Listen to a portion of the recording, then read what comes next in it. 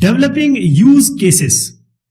अब use case कैसे बनाते हैं और इसमें क्या क्या चीजें हमें ध्यान रखनी है, इसको हम आज देखेंगे। पहली चीज ये है कि यूज केस में हम UML यूनिफाइड मॉडलिंग लैंग्वेज, ये एक डिफैक्टो स्टैंडर्ड है इंडस्ट्री का, कंप्यूटर इंडस्ट्री का। तो यहां पर देखेंगे कि जब हम एक यूज केस बनाते हैं तो एक्टर और एंड यूजर हम देखते हैं कौन कौन है। ध्यान रखिएगा कि मैं एक्टर की जो बात कर रहा हूं वो जरूरी नहीं है कि वो ही एंड यूजर हो। एक्टर हम समझाने के लिए बनाते हैं, क्योंकि एक यूजर जो होता है, जो इसको फाइनली यूज करेगा, वो एक ही आदमी है, 4 काम कर सकता है ना। लेकिन एक्टर जो होता है वो हमेशा एक्सटर्नल होगा, यानी कि अगर मैं ये पूरा सिस्टम बना दूं तो जो आपका एक्टर होगा वो हमेशा 2 चीजें आपको ध्यान रखनी है। एक तो एक्सटर्नल होगा, मतलब सिस्टम का पार्ट नहीं होगा, सॉफ्टवेयर का पार्ट नहीं होगा, और ये एक ही रोल अदा करेगा, इससे ज्यादा रोल अदा नहीं कर सकता वो। जैसे मशीन ऑपरेटर का एग्जांपल लेते हैं।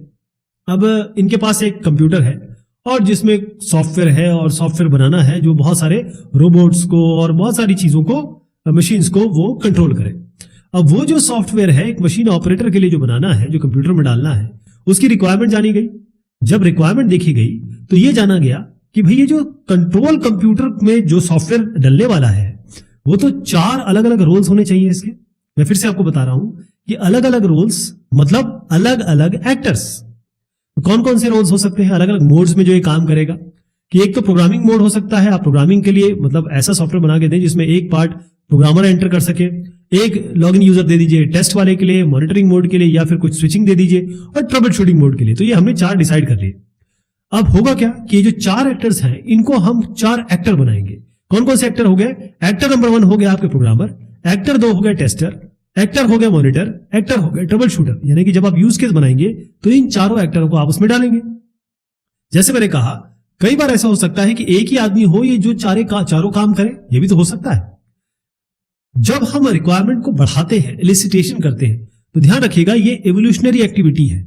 इसका मतलब पहला जब इटरेशन होगा तब आप पहले नजरिए में जो देखेंगे वही चीज निकल के आएगी। तो यहां पर आपको प्राइमरी एक्टर आप निकाल पाएंगे और कुछ सेकेंडरी एक्टर। लेकिन उसके बाद जब ये दूसरा इटरेशन होगा तो मतलब बार बार जब हम रिक्वायरमेंट को समझने की कोशिश करेंगे, यूजर के साथ बैठेंगे, तब हम देखेंगे कि इसमें हम जो सेकेंडरी एक्टर है वो भी निकाल के लाएंगे। तो पहले मैं बता दूं आपको कि प्राइमरी एक्टर और सेकेंडरी एक्टर में अंतर क्या होता है। इस चित्र को देखें आप। प्राइमरी एक्टर का मतलब यह होता है कि जो करेगा काम, इंटरैक्ट करेगा सिस्टम के साथ डायरेक्टली, ये प्राइमरी एक्टर हो गया। सेकेंडरी एक्टर ऐसा होता है जो इनकी इस काम के लिए मदद करेगा। अब देखिए प्राइमरी एक्टर है, मान लीजिए ये एक पेट शॉप सिस्टम है, यहां पर ये जानवर को पसंद करना चाहते हैं, लेकिन जब ये पेमेंट करने आएंगे तो क्रेडिट कार्ड का जो प्रोसेसिंग सिस्टम है वो सेकेंडरी एक्टर का काम करेगा। दोनों ही एक रोल अदा कर रहे हैं और दोनों ही एक्सटर्नल है सिस्टम के, मतलब सॉफ्टवेयर के तो बाहर है। तो इसीलिए यहां पर प्राइमरी एक्टर का मतलब ये होता है कि वो सिस्टम से कोई काम ले रहा है, कोई ना कोई फंक्शन करवाएगा, कोई ना कोई कार्य करवाएगा, और ये डायरेक्टली काम करेगा, बार बार काम करेगा सॉफ्टवेयर के साथ। ये प्राइमरी एक्टर हो गया। सेकेंडरी एक्टर कौन होगा इसमें? सेकेंडरी एक्टर का मतलब ये है कि जो प्राइमरी एक्टर को मदद करेगा। एक बार एक्टर आपने आइडेंटिफाई कर लिया तो फिर उसके बाद आप यूज केसेस बना सकते हैं। जैकबसन साहब है, उन्होंने कहा कि यूज केस जब आप बनाएं तो खुद से कुछ सवाल पूछें और उन सवालों का जवाब आप दें, तभी आपका बढ़िया यूज केस बन पाएगा। जिसमें हम पहला सवाल लेंगे कि प्राइमरी एक्टर कौन से हैं, सेकेंडरी एक्टर कौन से हैं, कौन सिस्टम के साथ डायरेक्टली इंटरैक्ट करने वाला है, कौन उसको सपोर्ट करेगा, एक्टर के गोल क्या है, एक्टर का काम क्या है, वो कौन कौन से फंक्शन, कौन कौन से फीचर, कौन कौन से फंक्शनैलिटी पे काम करने वाला है, कौन सी जो स्टोरी, मतलब हर एक यूज केस तो एक स्टोरी है ना, कौन कौन सी प्री कंडीशन होनी चाहिए, कौन कौन सी चीजें ऑलरेडी हो चुकी हो ताकि फिर अगली चीज हो, कौन कौन से काम एक्टर करेगा जो कि हमने यहां भी डिस्कस कर लिया, कौन कौन से एक्सेप्शन है जो स्टोरी में आपको रखने हैं कि भाई ये काम वो नहीं करेगा या ये काम पॉसिबल नहीं है उसके द्वारा, कौन कौन से इंटरेक्शन हो सकते हैं, क्योंकि एक्टर एक रोल अदा करे दूसरा रोल अदा भी कर सकता है। जैसे मैंने कहा एक्टर केवल एक ही रोल अदा करता है, लेकिन एक रोल अदा करने के बाद हो सकता है कि कंटिन्यूएशन में वो दूसरा रोल अदा करे, ये भी तो हो सकता है। एक्टर के इंटरेक्शन क्या क्या पॉसिबल है।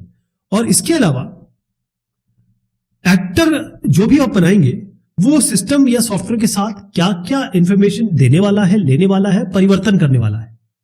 इसके अलावा अगर बाहर के किसी एनवायरमेंट में, यानी कि एक्सटर्नल एनवायरमेंट सॉफ्टवेयर का एनवायरमेंट है, बाहर के एनवायरमेंट में कोई परिवर्तन होता है तो एक्टर को कैसे बताया जाएगा, एक्टर को पता चलेगा कि नहीं पता चलेगा, और एक्टर को क्या इंफॉर्मेशन की जरूरत है इस सॉफ्टवेयर से, और इसके अलावा क्या एक्टर कोई भी ऐसा चेंज होता है जो उसको समझ नहीं आ रहा है तो उसके लिए क्या क्या इंफॉर्मेशन जरूरी है। ये सारे याकूबसन साहब ने कहा कि यूज केस बनाने से पहले जरा इनका जवाब दे दीजिए। अब यहां पर हम जो यूज केस डेवलप कर रहे हैं या यूज केस जिसके लिए डेवलप करेंगे उसके लिए हम एक एग्जांपल लेंगे, safe home requirement. Safe home मतलब आपके घर को सुरक्षित रखना। बहुत सारी चीज इसमें आएंगी जिससे हम सुरक्षित रखेंगे, चाहे वो बर्गलरी हो, कोई आपके घर में घुसने की कोशिश कर रहा हो, या पानी बढ़ रहा हो आपके घर में, या फिर कार्बन मोनोऑक्साइड हो, या तमाम चीजें बताएगा।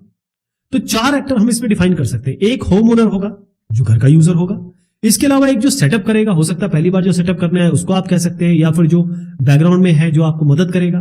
तो एक ही आदमी होम ओनर भी ये काम कर सकता है अपना, एक उसको अगर कोई कागज दिया है आपने, कोई मैनुअल दिया है तो वो भी कर सकता है। इसके अलावा इसके साथ बहुत सारे सेंसर्स अटैच होंगे। मान लीजिए सेंसर 1 जो है ये इलीगल एंट्री का है, मोशन सेंसर है। दूसरा जो है वो फ्लड का है, पानी ज्यादा बढ़ गया कहीं तो ये आपका फायर वाला सेंसर है, S3 कर दीजिए इसको। तो ये सेंसर्स हो गए।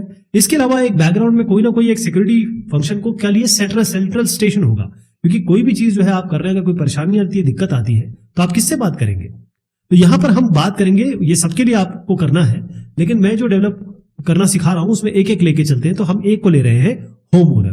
तो यहां पर होम ओनर या घर का जो मालिक है, गृह स्वामी है, वो किस तरीके से एज ए एक्टर काम करेगा इस सिस्टम के साथ, उसकी रिक्वायरमेंट्स हम कैसे निकालेंगे, उसको यूज केस में कैसे तब्दील करेंगे, वो हम देख रहे हैं।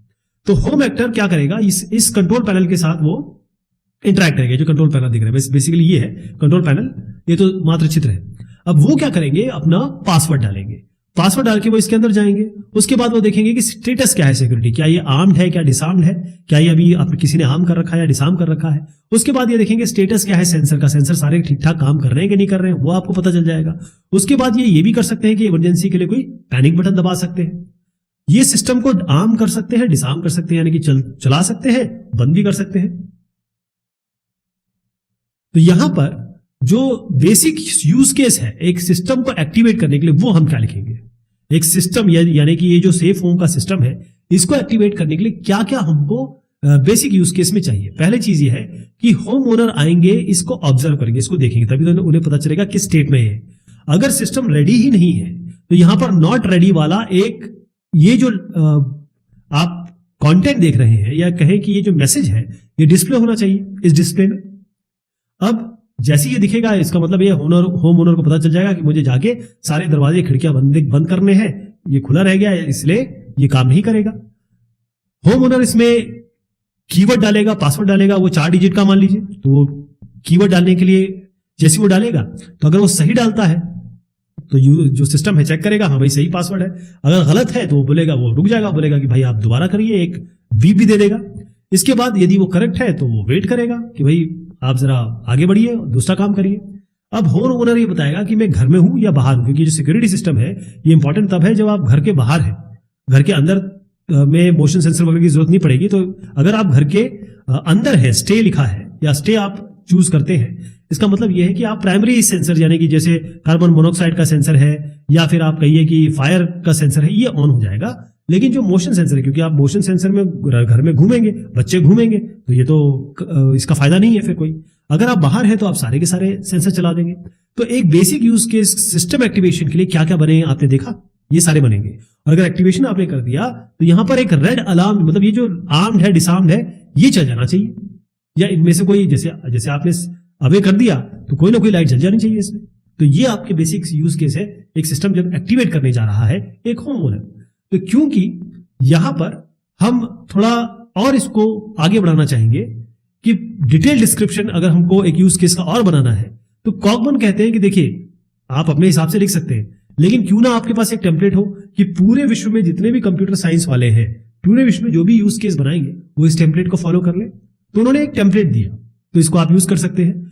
सबसे पहले यूज केस का नाम, जैसे मान लीजिए आप इनिशिएट मॉनिटरिंग करना चाहते हैं, यानी कि आप अब आर्म करना चाहते हैं, डिसआर्म करना चाहते हैं। यूजर जो है यानी कि होम ओनर यहां पर आ गया है। प्राइमरी एक्टर यहां पर मैंने बताया ये होम ओनर हो गए जो इसके साथ इंटरेक्ट करेंगे। इसमें गोल क्या है, गोल ये है कि अगर मैं घर के बाहर जाऊं और घर के अंदर रहूं तब क्या होना चाहिए, सिस्टम को उस हिसाब से हम करना चाहेंगे एक्टिवेट डीएक्टिवेट। प्री कंडीशन क्या है, कि जो पासवर्ड आप डालने वाले हैं और जो सेंसर्स हैं वो सारे इसके साथ कनेक्टेड हो और ये उसे जान रहा हो। S1 S2 S3 ये भी तो हो सकता है, ये सेंसर खराब हो, ये भी तो हो सकता है, या पासवर्ड इसकी प्री प्रोग्रामिंग ना की गई हो।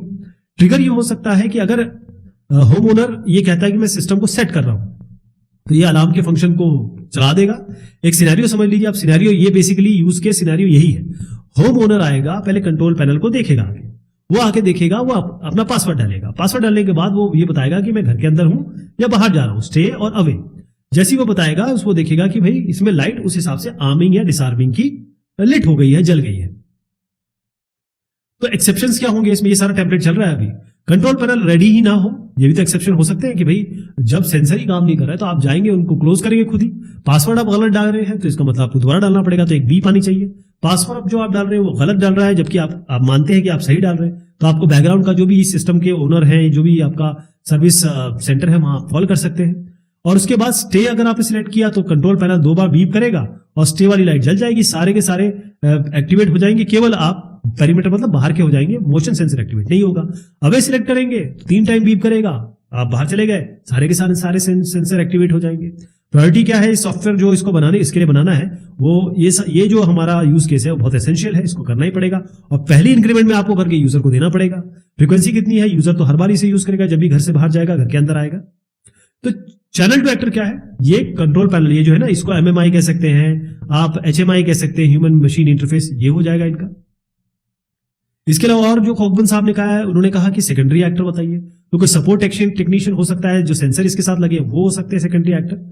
इसके अलावा चैनल्स टू सेकेंडरी एक्टर, ये अगर आपको नहीं पता तो छोड़ भी सकते हैं। सपोर्ट टेक्नीशियन कौन हो सकता है? आप फोन से कॉल करेंगे या आजकल व्हाट्सएप वगैरह की सुविधा आ गई है। सेंसर्स क्या होंगे इसके साथ? हार्डवायर्ड होंगे या वायरलेसली होंगे, ये बताना पड़ेगा। यहाँ पर हार्डवायर्ड है और साथ में RF यूज करते हैं, रेडियो फ्रिक्वेंसी इंटरफेसेस है। कई सारे इश्यूज हैं जो नोन है, वो अगर आप यहाँ डाल सकें, जिसपे अभी चर्चा होना बाकी है कि अगर पासवर्ड डालना चाहे कोई तो क्या छोटा पासवर्ड डाल सकता है? क्या कंट्रोल पैनल के डिस्प्ले जो मैसेज है इसके अलावा भी और मैसेजेस हो सकते हैं? इसके अलावा अगर होम ओनर जैसे मान लीजिए पासवर्ड डालना चाहता है 5439, तो 5 तो उसने डाल दिया, 9 तक पहुंचने के लिए कितना समय दे रहे हैं आप उनको? क्या ऐसा सिस्टम है जिसमें वो डीएक्टिवेट हो जाए एक्टिवेट होने से पहले? यानी कि is there a way to deactivate the system before it actually activates? Activate होने से पहले क्या आपके पास 1 मिनट का 30 सेकंड का समय होगा?